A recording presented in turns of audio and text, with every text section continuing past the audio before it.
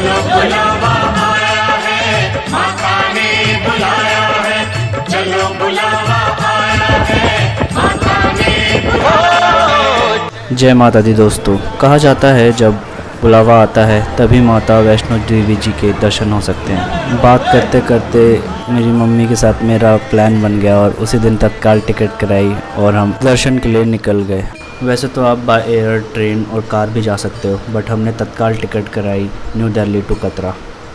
और आगे का हमारा कोई प्लान नहीं था, कैसे जाएंगे क्या करेंगे। तो अगले दिन सुबह हम पहुंच गए श्री माता वैष्णो देवी कटरा रेलवे स्टेशन।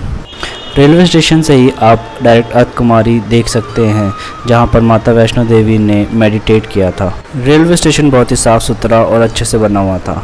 अगर आप फ्रेश और चेंज करना चाहते हैं तो रेलवे स्टेशन पे भी बहुत सुविधा उपलब्ध है। हाँ, और अगर आपको यात्रा के लिए जाना है तो RFID आप रेलवे स्टेशन से भी ले सकते हैं, बट वहाँ बहुत भीड़ थी तो हमने सोचा बस स्टैंड से लिया जाए। अगर आप ये यात्रा प्लान करके आते हैं तो आप डॉर्मेट्री या रूम पहले से भी बुक करके रख सकते हैं। यहाँ रेलवे स्टेशन पे भी डॉर्मेट्री और रूम की अवेलेबिलिटी रहती है। आप ऑनलाइन चेक करिए और फिर ज़रूर बुक करिए। रेलवे स्टेशन से बस स्टॉप तक ऑटो वाले ने किराया 150 रुपये लिया। फिर वहाँ उतर के हमने RFID बनवाई। अपना या बच्चों का आधार कार्ड जरूर ले जाएं RFID बनवाने के लिए, और ये यात्रा के एंड में वापस लौटानी होगी आपको, तो संभाल के रखिएगा। दोबारा ऑटो किया और हम लोग निकल पड़े अपने ट्रैक के पहले चरण की ओर। तो भवन जाने के दो रास्ते हैं, एक नया मार्ग है और एक पुराना मार्ग है। जो नया मार्ग है उसे टाराकोट मार्ग भी कहते हैं। स्क्रीन पे आप देख सकते हैं कि ये रूट कैसा है। तो हमने बेसिकली जो येलो मार्क्ड है वो रूट चूज़ किया है, जो ब्लू मार्क्ड है वो नया रूट है और जो ग्रीन मार्क्ड है वो ओल्ड रूट है। तो हम यहाँ से ओल्ड रूट से अर्थ गए, फिर नया रूट हमने पकड़ लिया और वहाँ से हम भैरव घाटी की तरफ गए। और थोड़ी वीडियो आप आगे देखेंगे तो आप देख सकते हैं कि हमारे साथ रास्ते में पालकी और घुड़सवार चल रहे होंगे, बट नए रास्ते पे ऐसा कुछ नहीं है। वहाँ पर बैटरी ऑपरेटेड कार चलती है, वो रास्ता बिल्कुल साफ़ सुथरा है।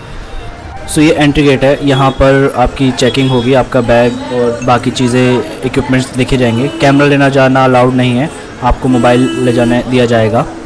कटरा में आपकी जो प्रीपेड सिम है वो नहीं चलेगी, तो आप यहाँ से यात्रा सिम ख़रीद लीजिएगा, जो मात्र 300 रुपये में आपको अवेलेबल हो जाएगी।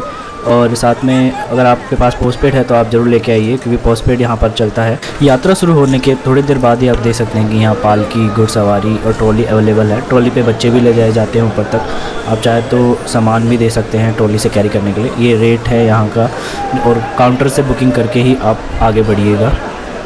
लगभग 7-10 के अराउंड हम लोग बाणगंगा पहुँच गए थे। फिर वहाँ हमने स्नान किया और वहाँ पर प्रॉपर वॉशरूम भी अवेलेबल्स हैं, अगर आप नहाना चाहो अलग से और चेंजेस करना चाहो महिलाओं और पुरुष दोनों के लिए। यहाँ पर अपने सामान का ध्यान रखना और एक एक करके ही जाना, ताकि आप सामान आपके पास रहे। अर्थ कुमारी के रास्ते में आपको सागर रत्ना मिलेगा, आप वहीं पर खाना खाइएगा, बहुत अच्छा और स्वादिष्ट भोजन मिलता है। थोड़ी देर में हमने अर्थ कुमारी के लिए अपना सफ़र स्टार्ट कर दिया।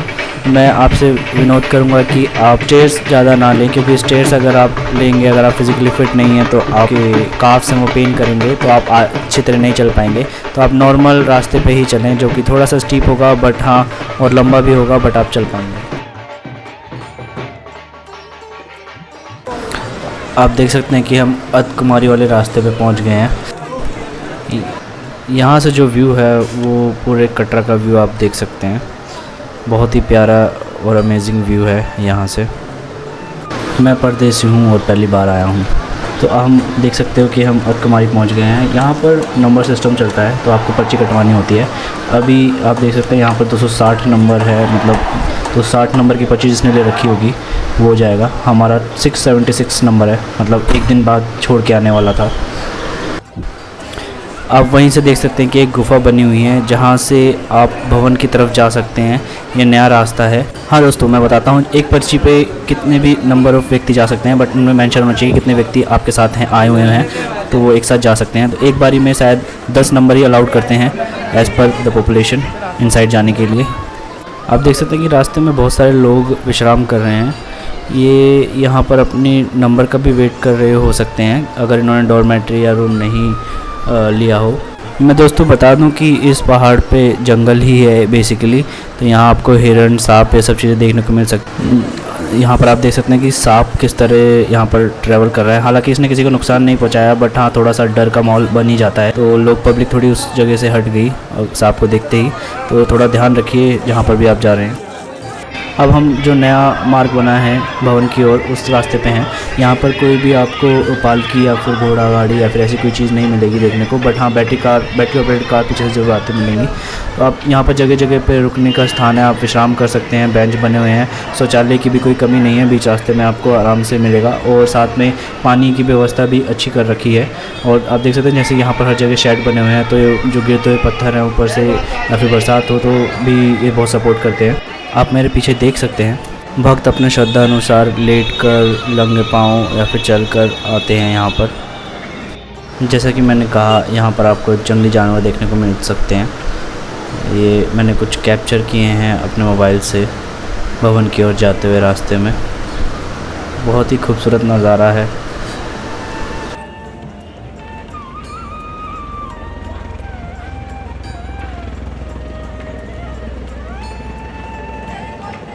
भवन दिखना शुरू हो गया था हमें, फिर हम आगे बढ़ते रहे।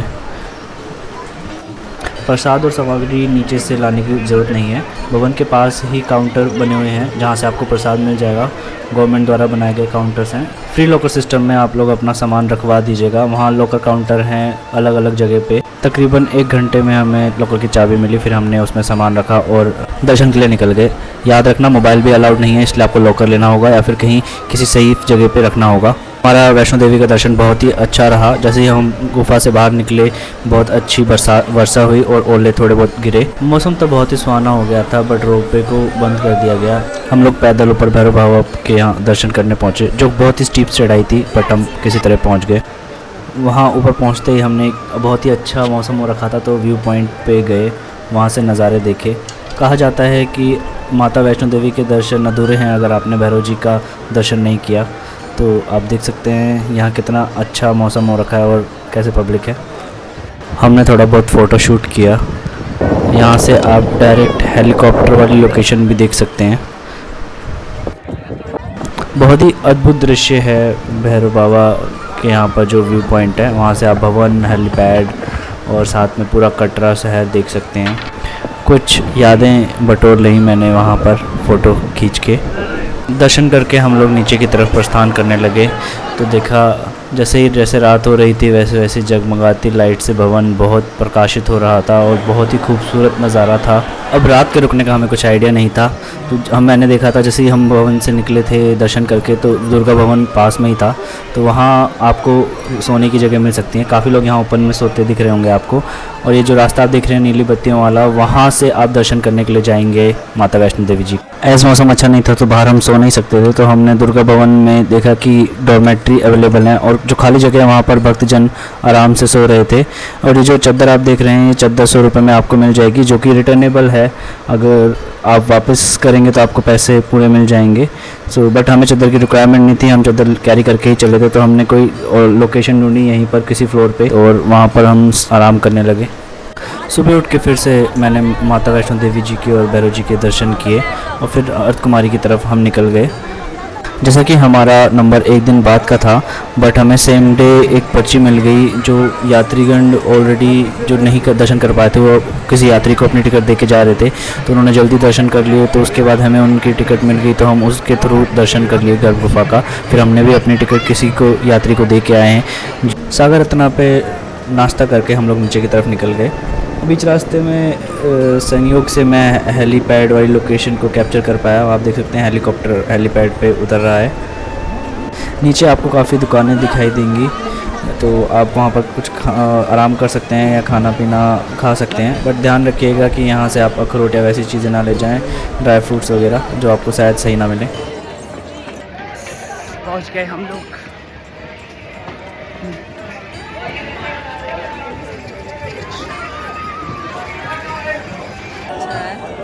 कैसा लग रहा है? बहुत अच्छा। नीचे उतर के हमने ऑटो लिया, हम सीधा रेलवे स्टेशन पहुंच गए। रेलवे स्टेशन पे बहुत ही शानदार फूड कोर्ट है, आप यहां पर खाना ज़रूर ट्राई करें। जैसे हमने टिकट कुछ करा नहीं रखा था, तो नेक्स्ट डे की हमारी नाइट की टिकट थी, तो हम रेलवे स्टेशन पे ही आराम किया क्योंकि भीड़ बहुत थी, तो हमें कहीं रुकने की जगह नहीं मिल रही थी और जो भी जगह थी वो बहुत कॉस्टली थी। वेटिंग हॉल में हमने रात गुजारी और वहाँ काफ़ी लोग मिले, तो हमारा टाइम भी अच्छे से गुजरा। अच्छा, आपको वीडियो पसंद आई हो please like share subscribe. Thank you, धन्यवाद। जय माता वैष्णो देवी।